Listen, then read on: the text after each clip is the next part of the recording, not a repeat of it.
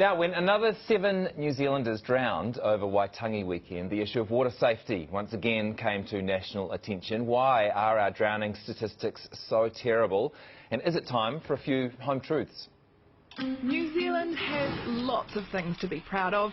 We were the first to give women the vote. We were the first to split the atom, climb Mount Everest, and the first to give permission for a dog to fly a plane. There is something, however, that we should not be proud of: our drowning rate. 108 people in 2016. 7 on Waitangi weekend alone. New figures show a dramatic increase in the number of people dying in New Zealand rivers. A group of swimmers was swept down the Waikato River. Last year, 3 children under the age of 5 drowned. It's not all people drowning at our dangerous surf beaches either. The different types of drownings show just how complicated and vast our water hazards are in New Zealand. Last year, just under a third of drownings were in a river. 85% of the drowning deaths were males.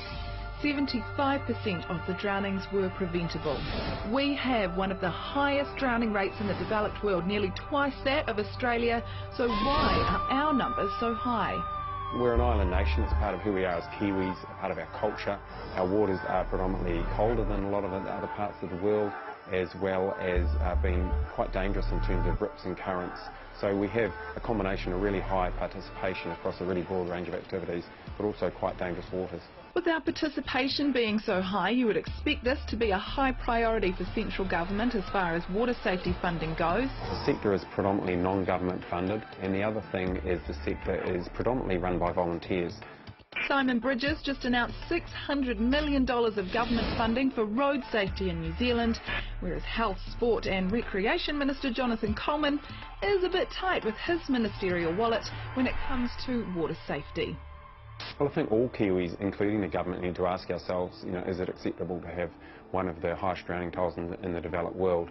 And if it's not, then we need to do something about it. The number of drownings we have per year in New Zealand is pretty shocking. It just makes me feel sad, really, because it's the amount of families that are impacted and friends by the loss of a loved one. I learnt to swim in my school pool, but with over 150 school pools closing in the last 6 years and another 130 at risk of closure due to funding shortfalls, sadly it appears we are trying to swim upstream on this.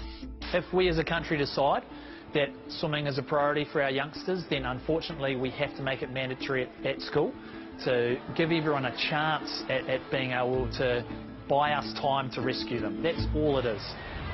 We're lucky in New Zealand with unlimited access to the most beautiful rivers, lakes and beaches in the world, but we're dying in them, and we shouldn't be.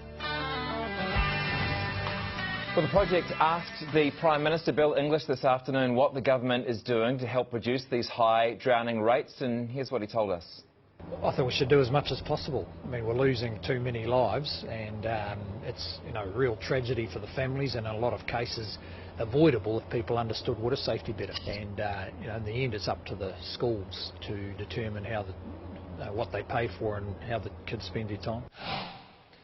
Well, joining us now is Labor Education spokesperson Chris Hipkins, who's had something to say about this in the last few weeks. Chris, you heard the Prime Minister, and what's your reaction?